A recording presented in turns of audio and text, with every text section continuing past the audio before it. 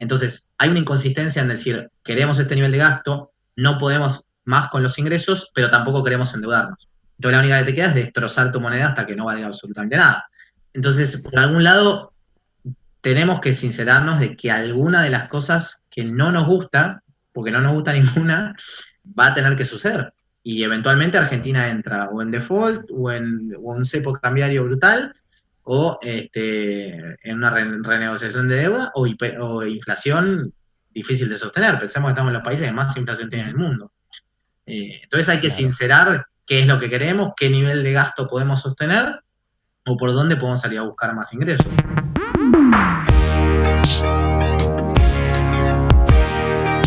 Bueno, para bien o para mal, la economía argentina siempre da de qué hablar. A veces estamos allá arriba, el mundo nos felicita, vamos Argentina, y a veces somos un desastre. En el medio los argentinos nos acostumbramos a esto, pero sabemos muy bien que tenemos que resolver algunas cuestiones históricas que nos retrotraen siempre a nuestro punto de partida. ¿Cuáles son esas cuestiones? Bueno, de eso vamos a hablar en el episodio de hoy, para lo cual trajimos como invitado a Santiago Bulat, que es consultor económico y periodista. Trabaja en Invec Consulting, escribe para La Nación y es conductor del programa Economía en CNN Radio. Sobre el final de la entrevista también reflexionamos sobre su breve pero muy exitosa trayectoria profesional y de los desafíos que enfrentó para encontrar una identidad propia como referente económico en la Argentina. Estimados, suscríbanse a este canal si todavía no lo hicieron.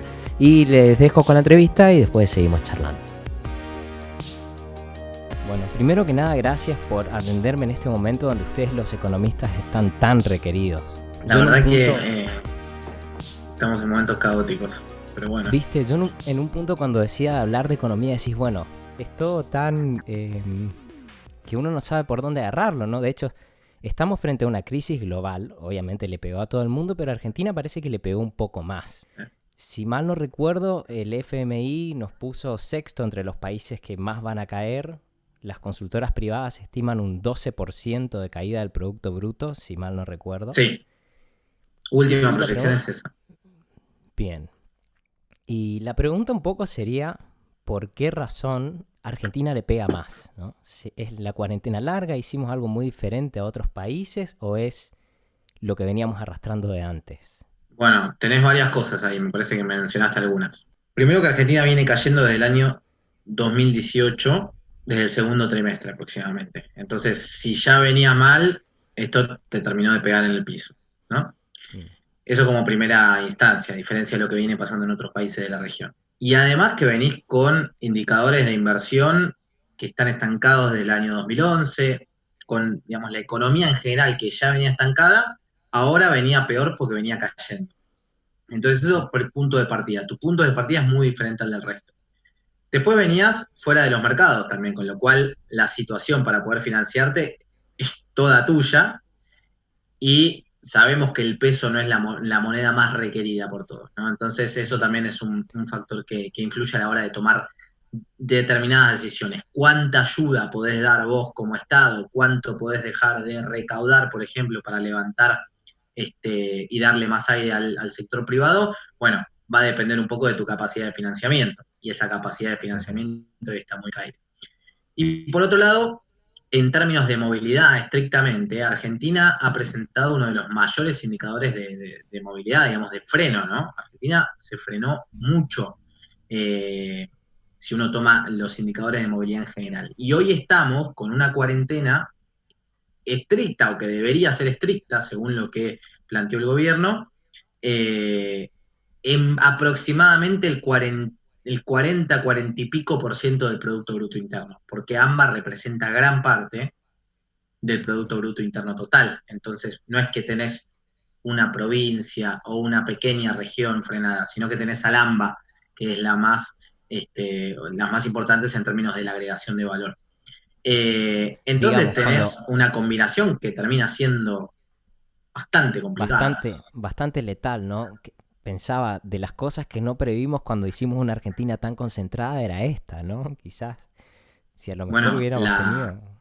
la idea de dividir la provincia de Buenos Aires empieza a tomar un color diferente. Digo, la provincia de Buenos Aires es enorme, tiene necesidades muy diferentes dentro de la heterogeneidad que tiene internamente, y eso obviamente es un debate que no es nuevo, y que Mm. ahora un poco lo puedes ver, digo, del caos que es llevar todo adelante, una provincia que es agropecuaria y que a la vez tiene la parte industrial más desarrollada y que a la vez tiene también concentrada la mayor parte de la población bajo la línea de pobreza. Es una Mm. combinación tan heterogénea y tan grande y con tanta gente internamente que gobernarla con determinadas políticas homogéneas es muy difícil. Eso y separar la provincia de Mendoza fueron las dos cosas inesperadas de esta cuarentena. Sí, Que se total, pongan en agenda esas cosas tan extrañas que pasan en la Argentina, ¿no? total, Y totalmente. se discutió mucho también si íbamos a tener una salida en B o una salida en U, creo que le dicen ustedes los economistas, ¿no? Tenés varias, tenés B, U, L, I, W y, y la que estamos viendo nosotros se llama Pipa Nike, quizás, una de las formas de decirlo. Básicamente lo que vemos es una caída pronunciada y la recuperación en una forma de V corta que no llega, es como una raíz cuadrada, como que cae, pero una vez que empieza a recuperarse muy de a poco y ni siquiera llega al punto anterior. O sea, nosotros pensamos que para 2021 vamos a seguir por debajo de lo que era nuestro PBI antes de que empiece la cuarentena, para que te des una idea de lo que estamos viendo. No es un rebote que volvemos, sino que de a poquito vamos recuperando parte de lo perdido, pero tampoco llegando al nivel que uno esperaría para la recuperación total de esta pandemia. Claro. Se habló mucho como requisito también para recuperar parte del terreno perdido, arreglar la deuda. Sí, ¿Me explicarías por qué es tan acuciante esto? Incluso para el sector privado. es sobre todo para el sector privado, me parece. Mm.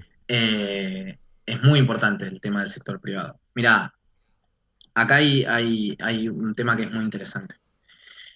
Gran parte de los reclamos o de los análisis que había por parte del gobierno es, por ejemplo, decir, yo arreglo la deuda, pero Argentina no va a tener inmediatamente un regreso a los mercados internacionales fácil. Ahora eso está bajo debate porque muchos países están logrando financiamiento, va a haber un exceso de liquidez en el mundo porque están emitiendo mucho. Digo, pero a priori no es que vos reestructurás tu deuda y automáticamente, Argentina ahora es resolvente, ahora buenísimo, ya reestructuró, ya está. Obviamente baja, empieza a tener un poco más de atractivo tus bonos, con lo cual baja un poco ese riesgo país, pero si Argentina sigue siendo inconsistente en términos fiscales, monetarios y todo, no va a ser muy atractivo, digamos, venir para acá. Ahora, si vos tenés un riesgo país alto, pasan varias cosas. Primero que quedarte en activos locales implica mucho riesgo, tal como lo dice la palabra, y automáticamente todos los que habían venido a invertir a la Argentina, particularmente inversiones de cartera, o sea, de financiamiento de bonos y demás, Ujú. tiende a irse poniéndole mucha más presión al tipo de cambio, porque compran directamente el dólar a cualquier precio y se van. La espiral del tipo de cambio acá tiene un impacto directo. Cuando te empezás a quedar sin reservas y aplicas una devaluación, digamos, el impacto sobre los precios repercute. El pass-through, ¿no? El Básicamente. pass-through, exactamente, exactamente. Que ahora está un poco sostenido, pero bueno, Por el eventualmente cepo. si el gobierno decide devaluar o convalidar esta devaluación, vamos a ver un avance de precios. Ujú. Ahora, eso en primer lugar. En segundo lugar, cuando uno hace un modelo de valuación de proyectos, valuación de inversiones, supongamos alguien, una empresa con casa matriz en Hungría, dice, ¿me conviene ir a algún lugar de Latinoamérica para desarrollar un nuevo proyecto? Sí, no, ¿por qué? Y si es en Latinoamérica, ¿por qué? ¿A qué país? Y Argentina, si tiene un riesgo muy elevado, las condiciones para venir a invertir acá, lo que te dicen es, yo voy a invertir en Argentina, que tiene riesgo, si mi beneficio es muy alto. Nosotros todo el tiempo asumimos riesgos suponiendo que un beneficio va a ser alto. Si yo no quiero tanto riesgo, voy a tener que someterme a un beneficio menor. Y así lo mismo las inversiones que pueden llegar acá. Y Argentina hoy no es un país que te dé rendimientos altísimos, tiene una carga tributaria muy alta, no tiene desarrollado, digamos, lo que sería una logística demasiado aceitada. Entonces son varias cosas que te hacen que si además sos muy riesgoso, termine frenando determinados proyectos de inversión.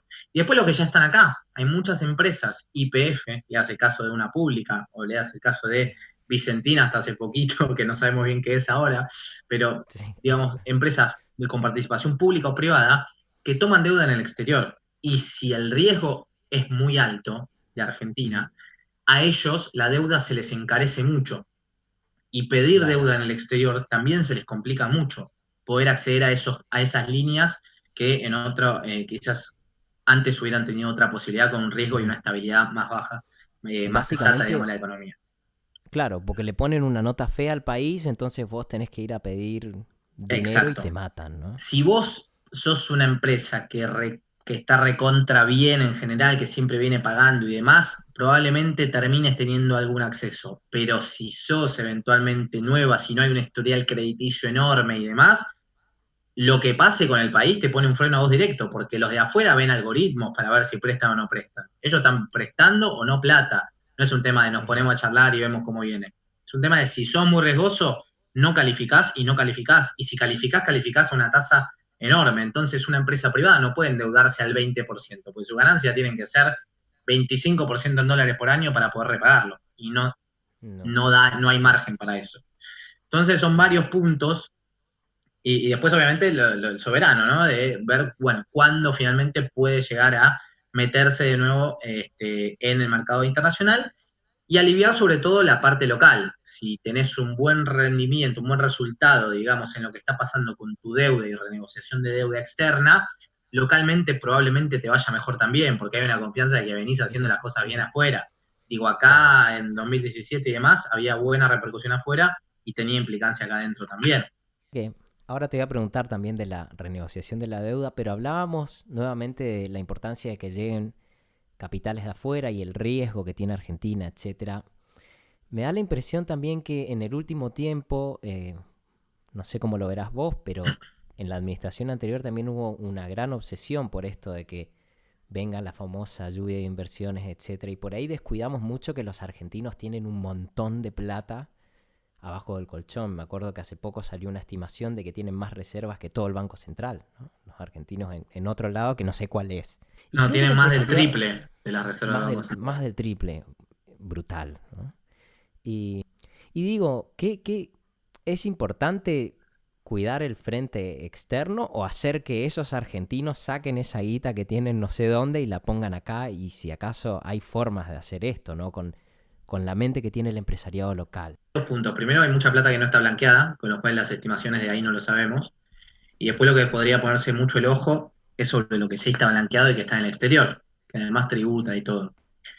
Digo, vos forzosamente no podés hacer nada. Yo te digo, bueno, obligatoriamente van a tener los dólares acá, vas a generar una complicación, incluso para que la gente se quiera radicar en otro país directamente. Porque básicamente tener la plata afuera no debería estar mal. Hmm. No está mal, digamos, no es ilegal, no pasa nada. Si esa plata está blanqueada, incluso tributa, con lo cual digamos, no está mal. El tema es que nadie la quiere traer acá. Y eso es un tema estrictamente de términos jurídicos, de normas, de reglas de juego, de ver qué pasa, ¿no? Con la Argentina en adelante, con la poca confianza que hay. Entonces, primero y principal, me parece que hacer cualquier cosa de manera compulsiva es recontra negativo. O sea, ahí estaría muy en desacuerdo que sea algo así.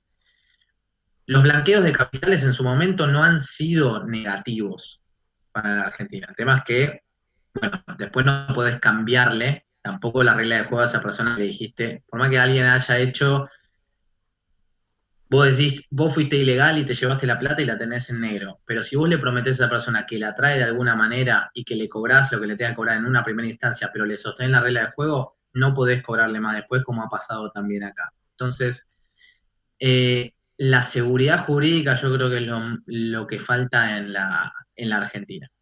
Y Claro. me parece que gran parte de confianza está por ese lado, pero viene un arrastre de 9 defaults, hiperinflación, especificación asimétrica, el corralito, todo entonces te llevó a que el historial argentino haya sido malo para confiar y tener la plata internamente, ¿no? Todo el tiempo, cada vez que sube el tipo de cambio, la gente va a sacar la plata al banco directamente. Confundimos Claro. corrida cambiaria con bancaria. Y es un problema de largo, pero yo no creo que lo compulsivo tenga demasiado que hacer ahí. Me parece que Argentina tiene que dar por muchos años, estoy hablando de 10 años consecutivos, de tener una macro que se ordene.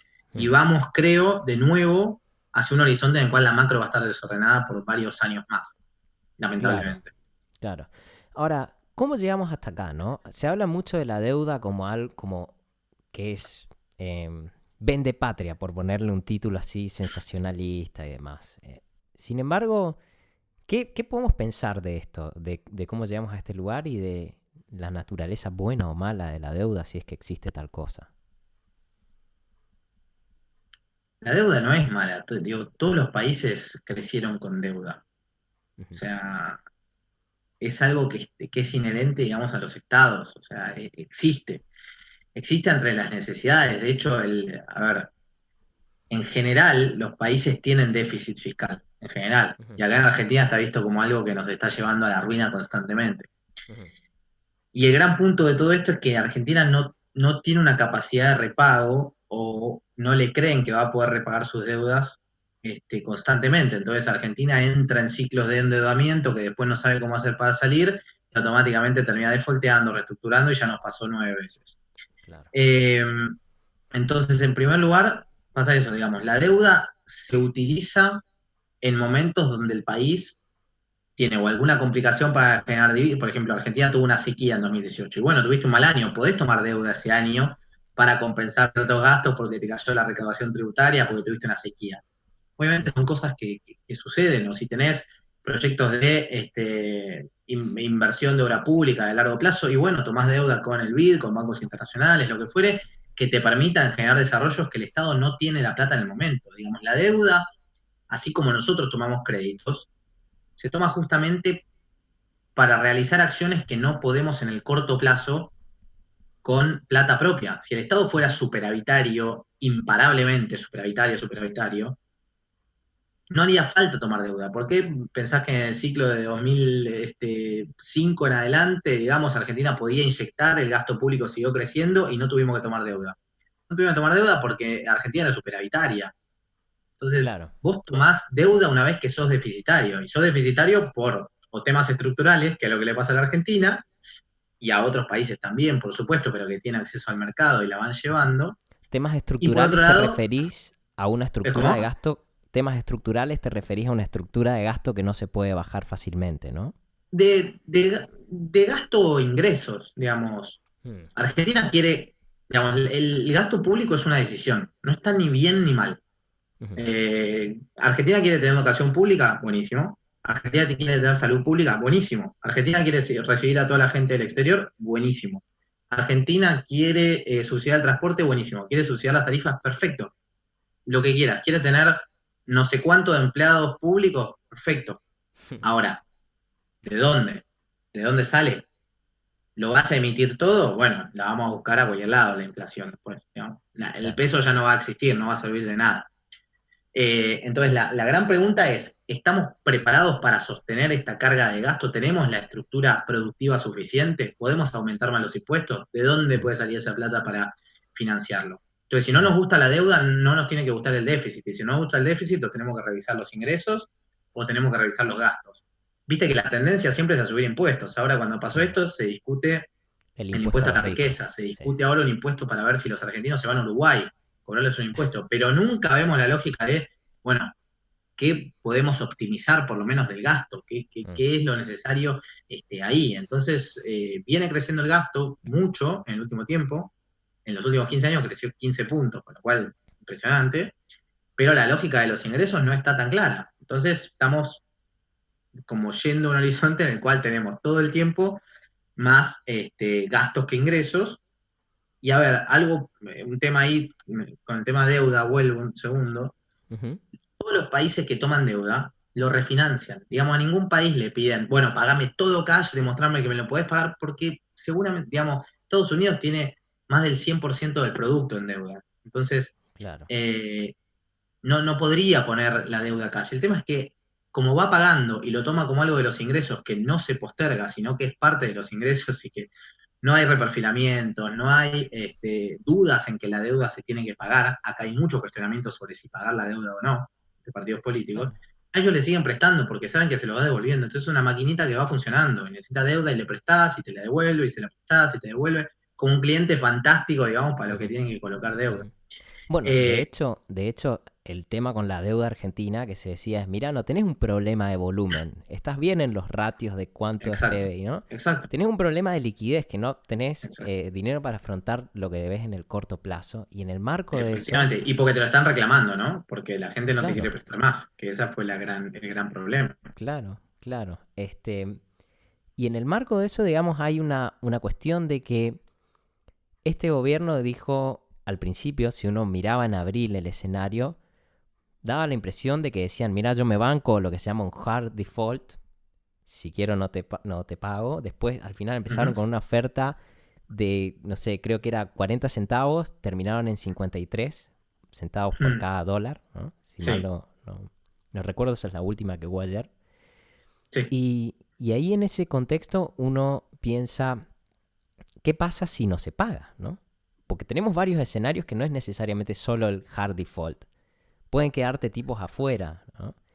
Y quería preguntarte cuáles son las opciones según cómo sea el resultado de aceptación de esta oferta última que se hizo. Bueno, a ver, la Argentina va a ser esta supuestamente es la última propuesta, ¿viste? En Argentina nunca se sabe, pero supuestamente es la última. Sí. Los escenarios son, o no te acepta nadie, Mm, 0%, entonces la Argentina dice no presenta más nada, ya está dentro de un default completo, hard default, ya está en default Argentina, vale mm, aclararlo, mm, pero entra, digamos, dejan las negociaciones de lado, para ser más claro, y empiezan a judicializarte, a litigar todo. La otra es que Argentina, por la positiva, alcance las cláusulas de acción colectiva, que son, mm. dependiendo el bono, entre 66 y 85% del total de los bonos. ¿Qué significan las cláusulas de acción colectiva antes de que sigas? Bien, cláusula de acción colectiva básicamente es bueno, una cláusula, bien, dicho sea de paso, que está en los contratos legales de los bonos, en los cuales los nuevos bonos, para poder acceder a los nuevos bonos, tiene que haber un canje tal de una cantidad de gente que tenga esos bonos, 66% sobre el 100% que tienen. Si el 66% está de acuerdo, el 34% restante tiene que adaptarse a esas condiciones. Con lo cual, si superás esos porcentajes de aceptación de gente que aceptó tu propuesta, bueno, automáticamente el resto tiene que aceptar. Ujú, Entonces es lo mismo tener 66 que tener 100 en tal caso, porque la adhesión es igual. Y el caso del medio, que termina entre 40 y 50% de adhesión, por ejemplo, que vas a empezar con litigios en caso de que no puedas llegar a un acuerdo con el resto. O sea, hay una cláusula también, que es la cláusula RUFO, dentro ujú, de estas cláusulas que te mencionaba.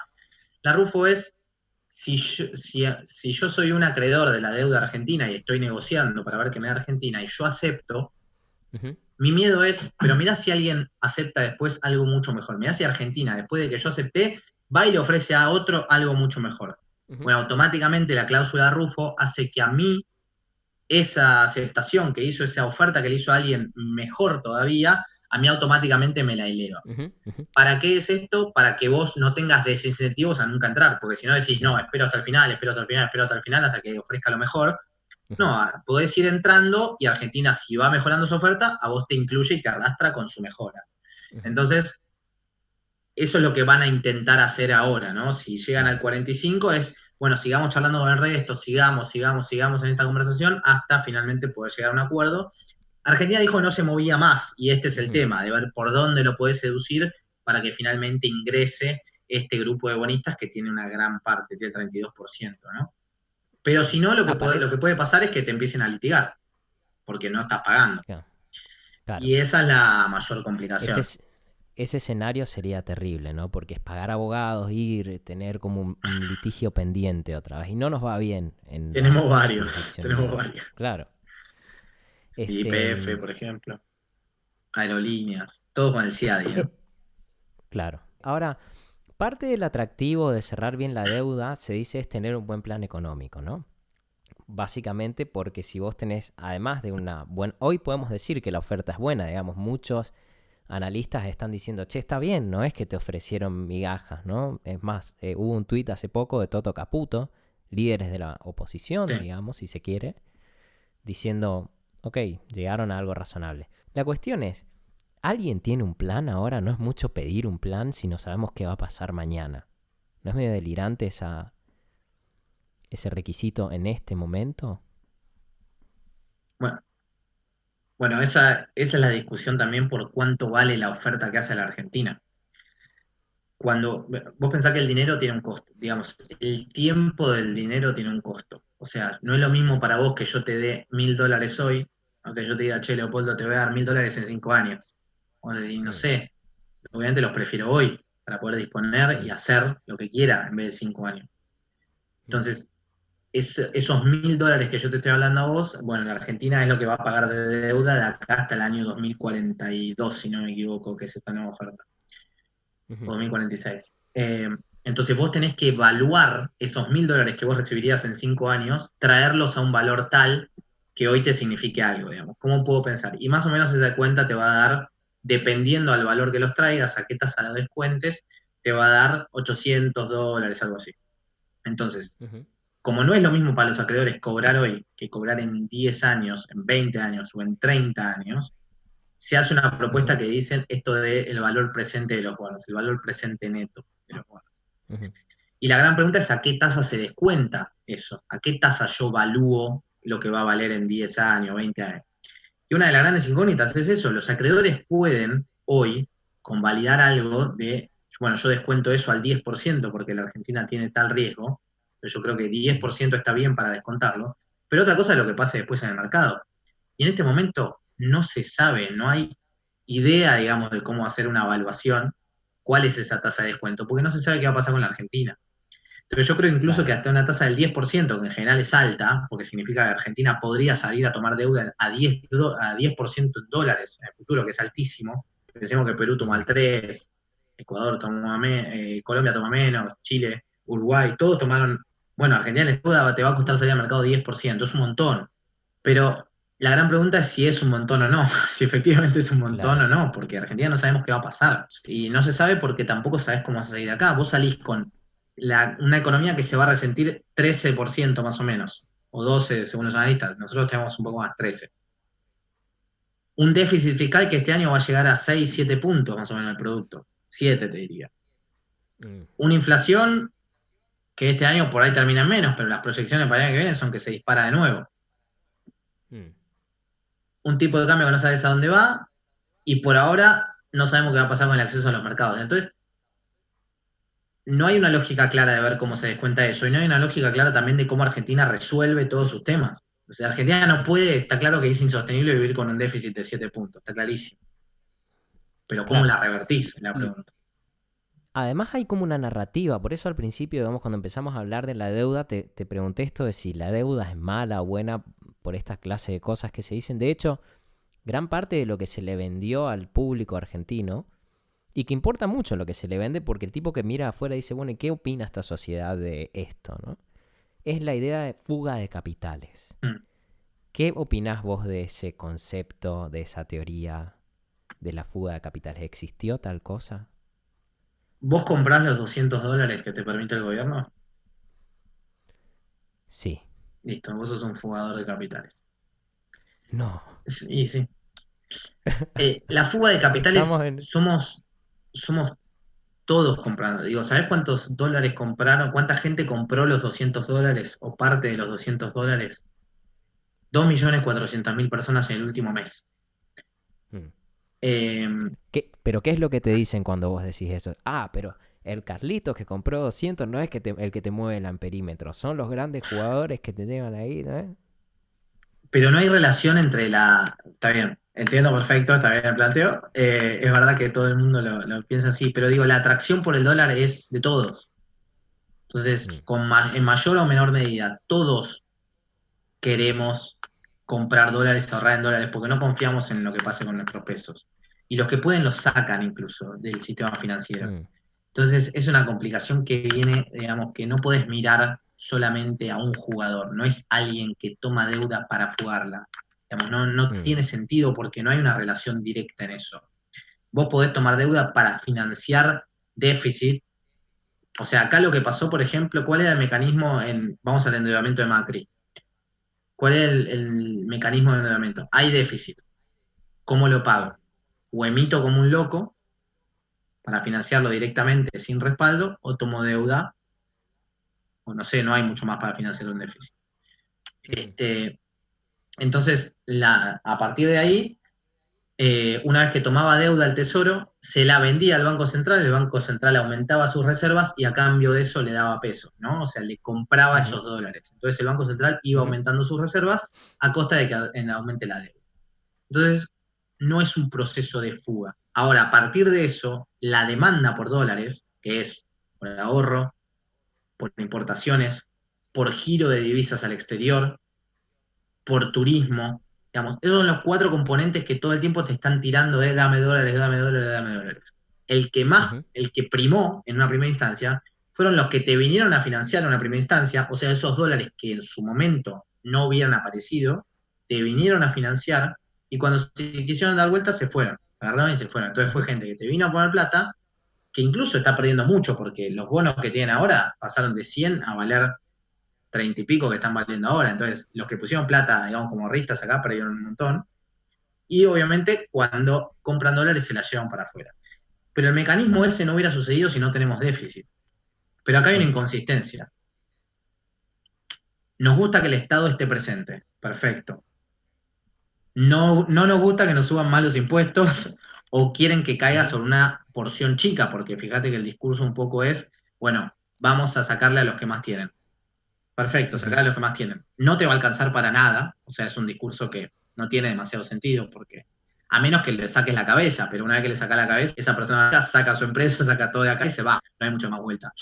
Entonces, hay una inconsistencia en decir, queremos este nivel de gasto, no podemos más con los ingresos, pero tampoco queremos endeudarnos. Entonces, la única que te queda es destrozar tu moneda hasta que no valga absolutamente nada. Ujú. Entonces, por algún lado, tenemos que sincerarnos de que alguna de las cosas que no nos gusta, porque no nos gusta ninguna, va a tener que suceder. Y eventualmente Claro. Argentina entra o en default o en un cepo cambiario brutal o en una renegociación de deuda o inflación difícil de sostener. Pensemos que estamos en los países que más inflación tienen en Ujú. el mundo. Entonces hay que Claro. sincerar qué es lo que queremos, qué nivel de gasto podemos sostener o por dónde podemos salir a buscar más ingresos. Claro, de hecho, bueno, eso fue parte del problema de la gestión anterior, ¿no? Es decir, voy a tener esta inflación ridícula, pero a la vez tengo que acomodar las tarifas, etcétera, ¿no? Un montón de cosas Era que una hacen, che, inconsistencia un poco, sí, no, y sí, el está que te claro. ve de afuera dice, ¿este me está hablando en serio o qué? ¿No? Sí, Y en sí, el sí. medio, bueno, esta discusión también, hay varios temas que vamos a dejar afuera, ¿no? Me encanta, yo, digamos, podría hablar un montón más, pero tengo muchas cosas que preguntarte. El tema eh, la apertura de la cuenta de capital, así como se abrió, los capitales golondrina, etcétera. Eso es toda otra discusión de cómo relacionarse con la apertura, etcétera. Claro, sí, Y también creo que esta teoría de el, la fuga de capitales asume que esa plata viene marcada y que vos te la... ¿Cómo te fugás un capital, digamos? No es medio extraño, pero creo que hasta que no corrijamos como esas cuestiones conceptuales, la sociedad se pierde y no sabe para dónde ir. Y a mí me llama la atención mucho de este contexto que alrededor del mundo, en la pandemia, digamos, se inyectó una brutalidad de liquidez. El banco, la Fed de Estados Unidos, Europa, con lo cual hay dinero por todos lados que no sabe a dónde ir, lo que debería significar una gran oportunidad para la Argentina para cerrar rápido la deuda. Y sin sí. embargo se tardó. ¿Por qué se tardó tanto? ¿Qué nos dice esto de nuestras capacidades? Ya sea de acordar, de negociar o de ponernos de acuerdo entre nosotros siquiera. Mira, primero que si uno lo ve en términos históricos, Argentina no es que tardó una barbaridad. Y tampoco tardó porque, no lo voy a poner en pasado, porque tampoco cerramos todavía. Así que eso como primer Mm, punto. Eh, en términos históricos, no es que Argentina hizo una negociación, uff, qué lenta. Y juega mucho acá la política. Hubo muchas recomendaciones también para dentro, para el ministro también de que que no servía arreglar en ese contexto y demás, con lo cual, primero que hay un tira y afloje interno que obviamente no se puede desconocer en medio de esto. No es lo mismo lo que quisiera hacer un determinado ministro, un banquero central, que lo que efectivamente la política te permite hacer, y sobre todo, ni hablar en años electorales, ¿no? ujú, Pero Argentina creo que tomó una estrategia de que quiso mostrarse muy duro frente a distintos acreedores, con un poco la mirada, y creo que esto es algo que convalida la sociedad también, de que el acreedor es alguien malo, ¿no? Como, o sea, yo necesito que se entienda que un acreedor puede haber comprado la deuda, ni bien sale, que esa deuda sale al 100%, o sea, sale 100 nominales, yo emito 100 y vale 100, y ahora está arreglando por 50 y pico, 60. O sea, el acreedor perdió. No es que el acreedor, Claro, digamos, es malo y te está diciendo, pagame los 100 que me debes y encima no cobré nada. Estoy convalidando haber perdido 40 en el caso de que haya perdón. entrado en una primera instancia. Voy a aportar algo ahí porque además hoy de hecho el ministro de Economía dijo, no le estamos pidiendo a los tipos que pierdan, estamos pidiéndole que ganen menos. Y es como, A bueno, ver, ¿y cuánto menos, no? Pero es que ese es el tema. A ver, no quiere decir esto. Hay, digamos, parte de los fondos que han entrado cuando los valores eran marginales, cuando eran chicos, ¿no? Entonces, valía 25 y ellos entraron y dijeron, bueno, compro ahora y después termino arreglando por más. Entonces, eso obviamente es gente que va a ganar una determinada cantidad de plata que es considerable. Pero hay otros que entraron mucho más alto y perdieron mucha plata. Entonces, en realidad lo que estamos haciendo es destruir valor constantemente. No es que estamos bajándoles per se, porque nos sirve bajarles per se.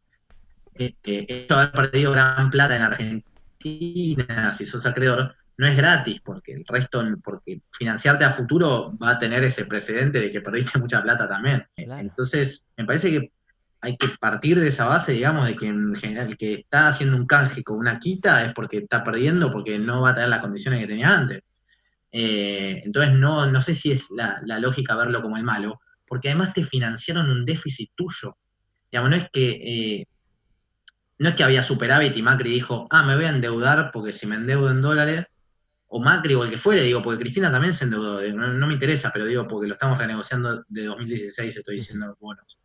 Pero digo, no es que dijo, bueno, como tenemos superávit, yo voy, me endeudo afuera, la traigo en dólares, se la vendo al JP Morgan y se la lleva para afuera. No funciona así, no tiene ningún mm, sentido eso.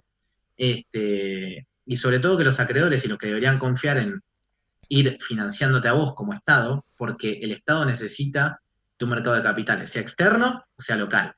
Lo que pasa es que claro.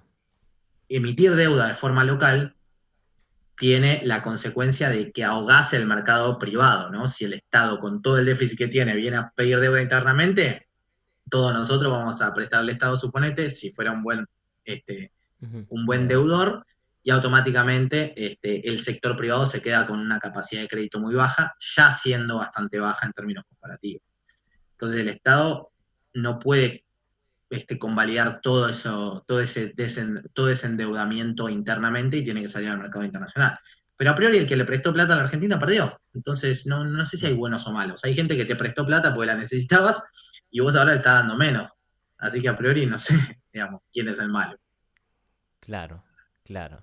O sea que en realidad no tardamos tanto, digamos. No, O no para mí no, sabemos. digo, yo no lo doy por sentado, no lo doy por pasado tampoco, esto lo quiero Mm, aclarar, no sé si se terminó acá y tampoco sé con qué resultado se va a terminar, pero esto me parece que es un punto relevante a tener en cuenta. Argentina no es que tardó tanto, el tema es que partimos de la premisa siempre de que nosotros somos los que hacemos el esfuerzo, el esfuerzo, el esfuerzo, y en realidad somos los que pedimos prestado plata a un valor mucho más alto y lo estamos devolviendo más bajo.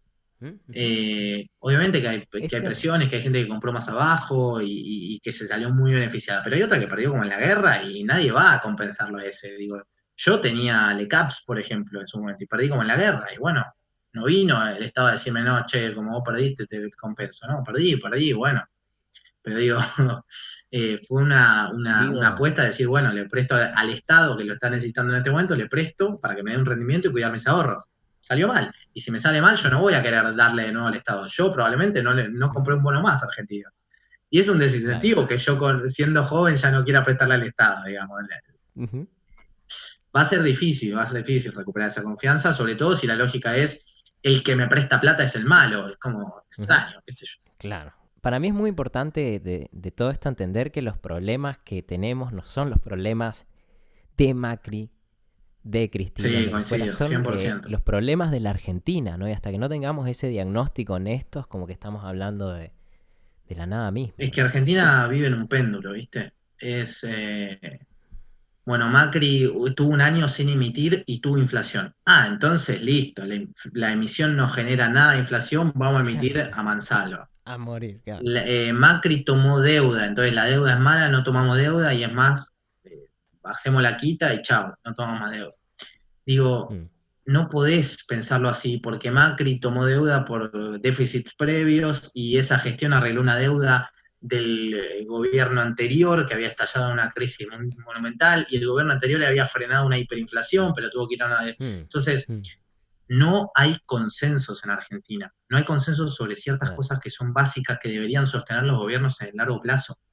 Digo, no podés claro. irte a 5 Y puntos del PBI de déficit. Ya está, es insostenible, no se puede. Ya está, Argentina no puede hacerlo. Argentina no puede, otro país quizás sí. claro, No podés emitir deuda que sea correspondiente a eso porque eventualmente no la vas a poder pagar.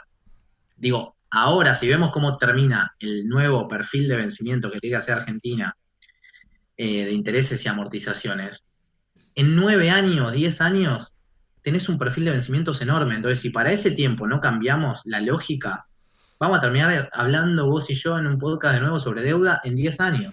Y diciéndote, ¿te acordás de ese 10 años que te decía? Y va a ser claro, lo cuando mismo, decía. Ahora, porque estamos dentro, pateando un problema en gran parte. claro.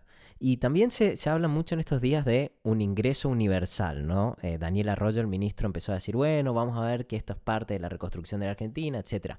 En los países desarrollados se discute un poco por el tema de la automatización, ¿no? Gente que queda desplazada y que, ¿cómo me encargo de este tipo que no puede reinsertarse? Ahora, en la Argentina, ¿tiene sentido este debate de un ingreso universal? No, ningún sentido. No va Argentina por está, ahí. yo creo que entendamos que Argentina está quebrada. O sea, Mm, no tiene plata para nada. Entonces, no puedes prometer dar más plata si ya no tenés nada. Eh, y sobre todo que, digo, en un país que está quebrado, como te estoy comentando, tenés que lograr que las personas que no están en el sistema empiecen a ingresar, digamos, darle incentivos para que ingresen. Yo creo que la asignación universal por hijo, si se cumpliera y todo funcionara tal cual, está buenísimo. Incentiva que, o sea, te da un ingreso, pero para recibir ese ingreso tus hijos tienen que ir al colegio, tienen que además estar chequeados de salud, digamos, tener acceso a la salud y saber que están yendo y que están bajo control. Y obviamente con esos incentivos vas a recibir la asignación universal por hijo.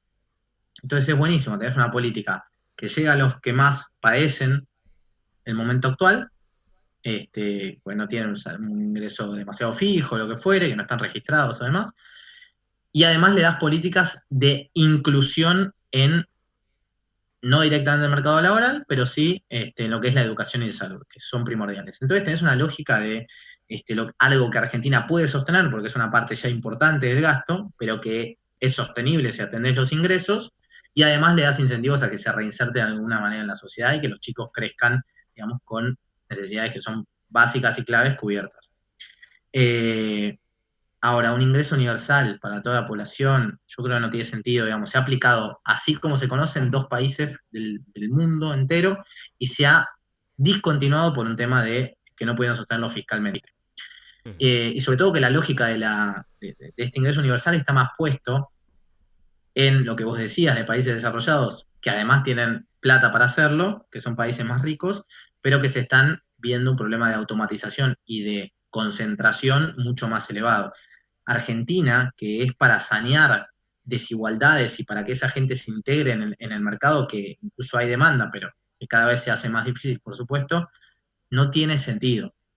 De todas maneras, hago un paréntesis más, creo que el gobierno no apunta a eso cuando dice ingreso universal, sino a cambiar la estructura hoy que hay de la asignación, de las asignaciones y demás, pero no para que a mí me llegue esto. Un ingreso universal es un ingreso universal de verdad, a todos les llega por igual, sin cumplir condiciones. Entonces, ujú, creo que eso no se está debatiendo, que me parece sano, digamos que no se debata eso porque ujú, no tenemos las condiciones ujú. para hacerlo, pero creo que lo que quieren hacer es que con todos los que reciben cierto beneficio pueda universalizarse más.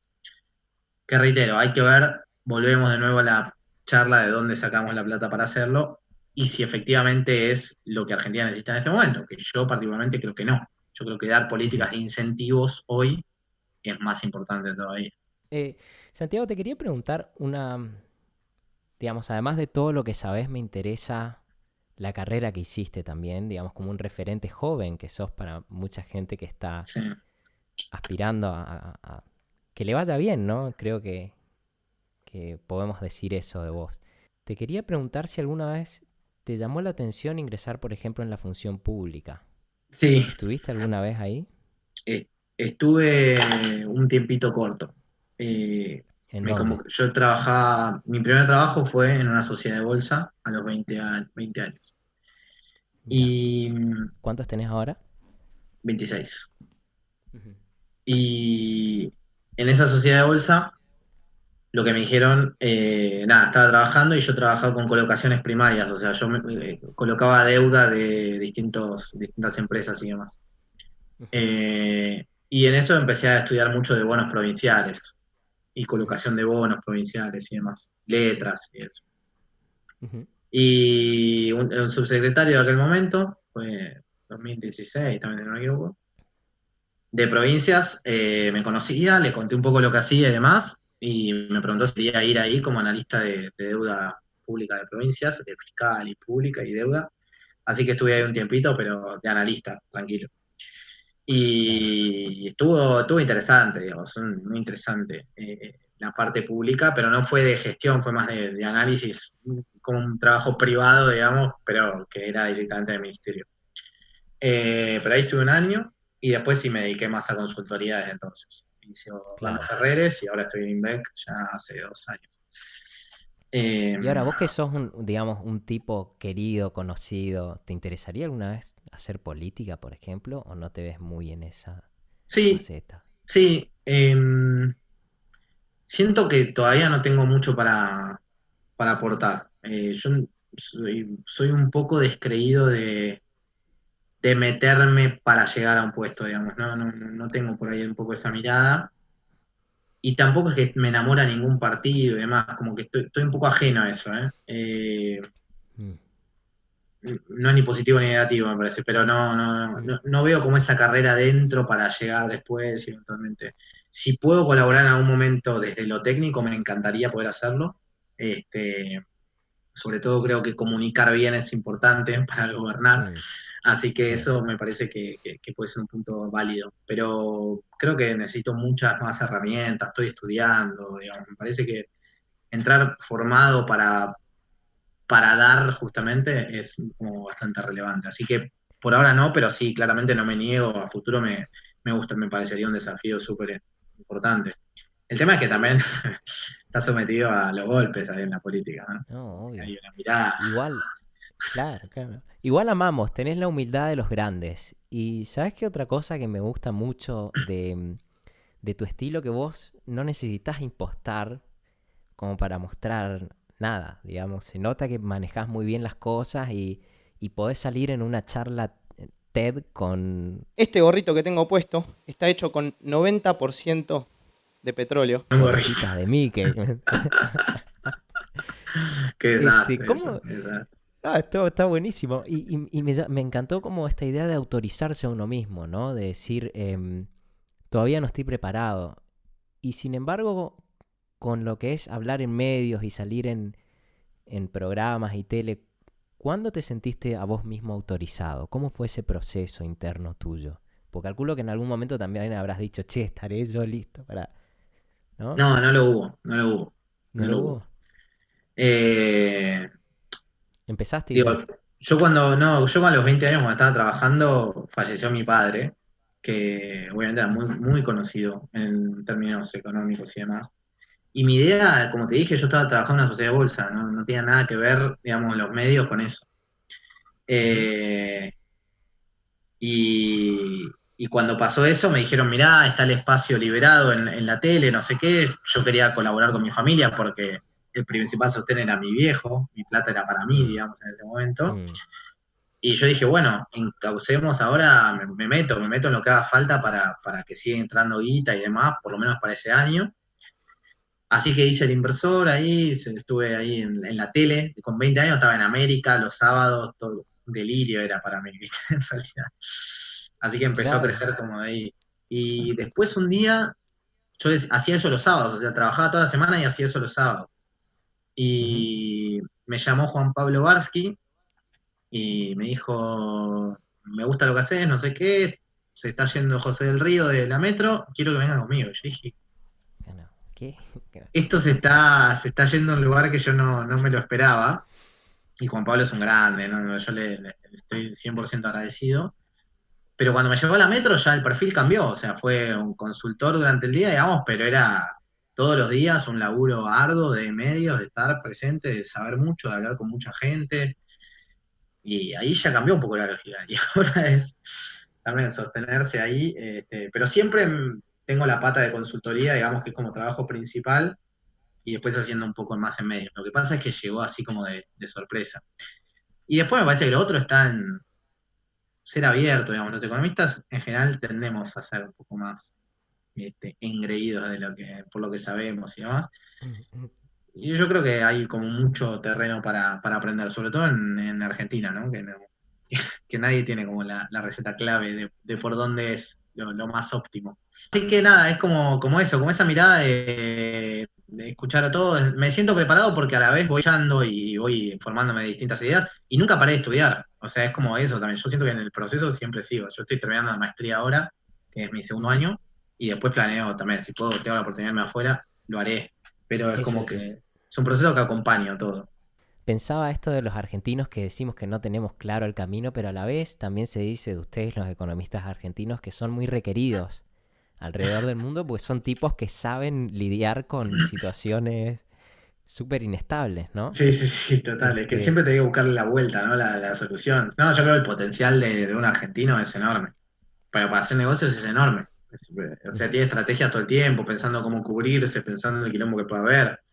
claro, Sabe más de un economista tiene que saber contabilidad, porque si no, porque acá para hacer zafar empresas, digamos, para ver cómo las puedes ir llevando por un buen camino, tenés que saber de todo. Entonces, sos como un multimedia acá. Eh, claro. total, Santi, total.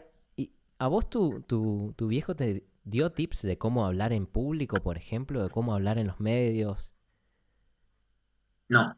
¿No, no te llegó a No, y por lo que te coacharte? digo, no, sí, yo iba y a veces lo acompañaba y todo, pero como te digo, yo medio que mi idea principal era ir por el otro lado, como que terminó cayendo en realidad. Yo creo que hoy, si mi viejo viviera, él iría por un carril y yo por ahí le ayudaría en la parte más analítica, a sus charlas y cosas, pero no me Claro. veo ahí como, no creo que hubiera sido la pata más periodística, sino que la hubiera mantenido él. Así que no, creo que nunca estuvo como esa idea, pero los, los primeros años digamos, como mi viejo lo quiso mucha gente y lo quiere mucha gente, es como que yo dije, bueno, tengo que aprender de él, de la forma de comunicar de él. Y los primeros años Ujú. para mí ver un video de él era imposible. O sea, Oh, me imagino. yo lloraba cada vez que escuchaba la voz, entonces como que dije, bueno, no, no sé, eventualmente aprenderé en otro momento. Y ahora que lo tengo un Claro. poco más, bueno, no sé, inmerso, por más que me duela todos los días, como que aprendo mucho. Para escribir las columnas de La Nación leo sus libros, para hablar de un tema en especial, veo a ver si en algún momento lo pudo explicar fácil, porque él fue muy destacado, además de por lo que sabía, que para mí era un montón, por poder transmitir conceptos fáciles. Y eso es un don, no es muy sencillo hacerlo. Claro. Eh, así que Además, nada, tu papá era un gran, eh, no sé si decir docente, sino comunicador como intelectual público, que hablaba también de cómo manejar el dinero a nivel individual, no solo como la visión macro de la claro, Argentina, tal sino, cual. ¿no? Y me interesaría saber qué cosas te enseñó a vos del dinero. Bueno, en primer lugar siempre me hizo tener claro que había que trabajar mucho. O sea, me Mm, dijo, todo la remuneración que él me daba, por así decirlo, desde chico ujú, ya, era como contraprestación de algún servicio. claro. ¿Te va bien en el colegio? Bueno, te compro, no sé, la figurita. De todo bien cuando era chico. Y a medida que empecé a crecer era, bueno, si te está yendo bien, qué sé yo, en el colegio, además das tal examen internacional, como que te va bien, bueno, te doy no sé qué, te, te compro, qué sé yo, la PlayStation. Yo no juego a la PlayStation, pero Mm. bueno, por una computadora. Entonces, como en todo el tiempo, esta lógica de no te regalo nada, demostrar que podés ganártelo. Y un poco que me funcionó así. De hecho, mi primer trabajo, que me lo consiguió él en esta sociedad de bolsa, al principio, los primeros meses fueron de gratis. O sea, como que me hizo saber, anda acá para aprender. Y después de 3 meses Claro, ya me efectivizaron y todo, con sueldo y qué sé yo. Pero claro. fue como, Primero eh, sos el hombre alfombra. que era como gratis ahí, aprender, andar a la escuela, andar a la trinchera, aprender. Y después de ahí, si te gusta, bueno. Y yo terminé como laburando más o menos bien, había aprendido, era un niño que le servía ahí adentro, así que nada, después terminé quedándome y todo bárbaro. Pero siempre estuvo esta lógica de, bueno, la plata te la tenés que ganar. Y después me enseñaba como un poco de lo que él hacía en términos de ahorro y demás, ¿no? De no tener esto del tiempo y dinero, el costo del dinero frenado, que era un poco lo que hablábamos antes. Bueno, él Ujú. todo el tiempo estaba tratando de sostener sus ahorros, ¿no? Y esto era o comprando bonos, alguna acción, o dólares, lo que fuera. En aquel momento compraba dólares con la FIP, había que meter el código y a ver si la FIP te habilitaba a comprar dólares, y después qué Claro, monto. Era toda una una hazaña. tramoya comprar dólares. ¿Vos sos el más grande Yo de soy tus más grande. hermanos? Sí, sí. Mis hermanos Mirá, tienen 22 y 17. mirá. ¿Y el de 22 estudia economía también? ¿Es economista? Ella ¿Qué hace? y estudia Ella. medicina. El más chico va Ah, a estudiar mirá, economía, sí, ahora el año que viene. mirá, mirá. Y esa es Y otra ahora, también, en ¿ves? la UBA. La obligación era empezar en la UBA el primer año. A la miércoles. Sí. Estudian en ¿Y la le UBA el primer gustaban las año y después privadas? si no les gusta vemos si les puedo pagar otra, pero el primer año en la UBA, sí o sí. Así que, y yo me metí ahí y Mirá. seguí después. Y te resultó una experiencia grata, me Sí, imagino. me encantó. A mí la UBA me encantó. Me parece que está un poco desactualizada, digo, para cuando uno sale al mundo laboral. Eso es una Mm, crítica. Y el plan de estudios es del 97. O sea, me parece que estamos como para mejorarlo y actualizarlo. Pero sí, es buenísimo, te abre la cabeza como nadie, ¿no? Salís un poco ujú. te empezás a preguntar Y ahora, cosas.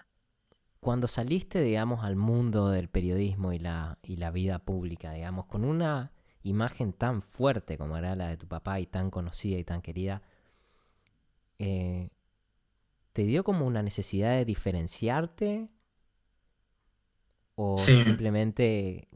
cómo te pesó eso? Si es que te Eh, pesó o si este que te motivó, no sé cómo... Fueron años de un trabajo interno importante esto que me estás preguntando, que a veces parece muy simple. A mí me pasaban dos cosas, era una figura muy fuerte y, y como el yo pensar que tenía una mirada, digo, yo estaba con 100 alumnos de la UBA y en una clase y me nombraban mi nombre, mi apellido, que se parecía una nota, y la gente se daba vuelta a ver quién era. Claro. Y, y capaz no les importaba nada, pero yo lo sentía como una presión terrible, de que me Uf. fuera bien. Y eso me llevó también a no ser tan abierto en la facultad, digamos. Yo tenía un grupito chico de amigos y me sostuve con eso hasta el final y no di mucha más bola, no levanté mucho el perfil. Y por otro lado, por el tema medios y demás, yo no me exigí saber. O sea, yo lo que dije es, como yo no me recibí, hasta ese momento no me había recibido y todo, dije, voy a ser más de entrevistador, de contar un poco lo que pasa, pero no a dar ni consejos ni nada, porque hasta que no esté capacitado para hacerlo, voy a hacer otro trabajo que no era lo que hacía mi viejo. O sea, mi viejo se hizo muy conocido a los 40 y pico, con ya una historia detrás de militancia, de trabajo privado interno, digamos, mucho más amplio. Mm. Y todo ese conocimiento lo puedo Mili- volcar después. Yo a los 20 ¿Militancia años ya estaba política? estudiando y estaba en el periodismo al mismo tiempo y era retroalimentarnos e ir conociendo, ir aprendiendo. Yo no podía dar postas a los 20 y pico de años, no tiene sentido. Digamos. Claro, claro. ¿Militancia política? Y mi papá estuvo en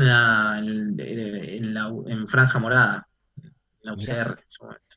mira. Después dejó, pero Santi, bueno, de chico. y obviamente se sabe un montón de tu papá y demás, pero ¿qué me gustaría como... ¿Qué hace tu madre? Mi madre administra un campo. a Mira. 170 kilómetros. ¿Y qué de ella te marcó a vos? ¿Qué dirías como aprendí esto y esto me... Porque se conoce mucho del lado paterno, pero siempre por ahí en los varones es re Sí, importante también, ¿no? Y sí, creo que mucho, dos cosas que para mí fueron fundamentales y lo siguen siendo. Primero, muchos valores, o sea, creo que más de lo quali, ¿no? Muchos valores de respeto y demás, y un tema de, creo que a mi papá también en este punto, de las libertades individuales. Es como que respeta todo y se ha abierto a, digamos, todo lo que va pasando por el mundo y los que son muy distintos a vos eventualmente, digamos, déjalo ser y ser respetuoso de eso. Esos puntos creo que entre los valores digamos, de ser buena persona y sobre todo creo que acá mi madre tuvo bastante que ver, de que si naciste con algún privilegio, bueno, trates digamos, tenés una responsabilidad moral, no obligatoria, pero moral sí, quizás, de aportar algo a la sociedad, dando claro. clases, ayudando monetariamente, digamos, de alguna manera u otra, tu posición digamos, de cuna, bueno, poder hacer algún aporte para un lado a la sociedad. Así que esos puntos me parece que son bastante importantes. La verdad es que te llevé por todo este terreno tan personal, ¿no? No me la Por ahí si esperaba uno esta, quiere, ¿eh? no te la esperabas. Si uno quiere hacer como contenido más atemporal, siempre es bueno empezar por la historia personal primero, pero como eran temas tan profundos, era mejor como Sí, sí, sí, hablar de lo que es uno verdad se que es al siente revés cómodo, ¿no? la lógica. Pero la verdad me reinteresaba saber cómo llegaste a ser vos, ¿no? Porque a pesar de que sos joven, creo que hay mucho que otras personas se pueden reflejar y me parece como súper importante estas cosas que me contás y que uno no sabe, ¿no? Del ser Sí, humano que está detrás del... yo no soy ningún genio, ni mucho menos, pero me parece que un poco la idea de desmitificar algunas cosas, de bajar más a tierra a algunas personas que por ahí parece o porque saben en la tele o en la radio, es importante, ¿no? Como bajarlas más al llano. Así que eso es positivo de conocer un poco la historia de todos. Todos tienen quilombos. ¿Y qué te gustaría para tu futuro, Santi? ¿Cómo ves la Argentina? ¿Cómo te ves a vos dentro de la Argentina? Si Me, es que lo gus- pensaste, Me ¿no? gustaría hacer cosas de impacto, la verdad. No tengo claro qué, pero no tengo claro qué ni por dónde. Pero sí tener alguna influencia como para poder este, darle forma o cambiarle la lógica de cómo funciona la vida de ciertas personas para mejor, ¿no? Ya sea de consejos económicos o de microeconomía o de poder ayudar a asistir a empresas o lo que fuere, pero alguna lógica que pueda generar un impacto positivo en la sociedad y que obviamente para mí esté bueno, ¿no? Pero creo que viene por ese lado, de hacerme más conocido para comunicar conceptos, Ujú. quizás, pero que puedan tener, digamos, un fin propositivo en las personas o en las empresas. Creo que viene por ese lado y que estoy construyendo más desde ese lado, ¿no? De saber Claro. comunicar también para poder te dar una mano, digamos, ayudar. No es poco, ¿eh? Cambiarle la imagen mental a las personas de cómo ven la realidad es Es que una este tema que vos cosa... mencionabas de la deuda, para mí no hay muchos espacios donde yo pueda contar esto, por ejemplo, cómo pienso y demás. Todos Ujú, son terrenos quizás un poco más acotados ujú, y que no tienen tanto alcance tampoco en general. ujú, ujú, Pero hay como esta noción de deuda mala ujú. como que, no sé. Y Sí. si revisás 2 minutos es una teoría que se cae al toque. Igual te veo muy bien en medios, ¿eh? Siento que no es un aporte menor. De hecho, le diste duro al bueno de Benito Fernández en el programa de Juana Viale, vi.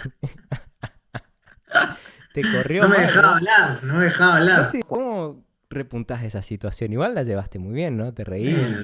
Llega un momento que sí, bueno, me divierto, ya está. No, entré nervioso, está nervioso ahí en este programa. ¿Qué era diferente en relación a esa vez y otros programas? No sabés la repercusión que tuvo. Es ¿Así? increíble, increíble la repercusión. Pero bueno, sí, era como, viste, cuando mamá estoy en la tele, bueno, llegué a lo de Mirta, era como una cosa impresionante, ¿no? Era como el Claro. programa más visto. Encima, viste que Mirta te puede preguntar cualquier cosa. Al final, Estaba fuiste a lo de Juana, Mirta. estaba Juana conmigo, pero Claro, sí. estaba Juana. Sí, sí, sí. Fuiste a lo de Mirta, saliste inmune, viniste acá y te preguntaron de todo. Es verdad, es verdad, es verdad. Más difícil acá, te digo, ¿Sí? Pero no, una locura la repercusión. Así que sí, empecé nervioso. Y después me solté y ya cuando Benito me interrumpía, le hice un chiste, ¿viste? Claro. De hecho, en el corte hablábamos, estuvo bien. Fuimos al mismo colegio, así que charlamos de eso. Mira, qué grande. Bueno, Santi, te agradezco un montón por tu tiempo, fue un placer. Por favor, linda charla. Sí, ¿no? Millones de gracias.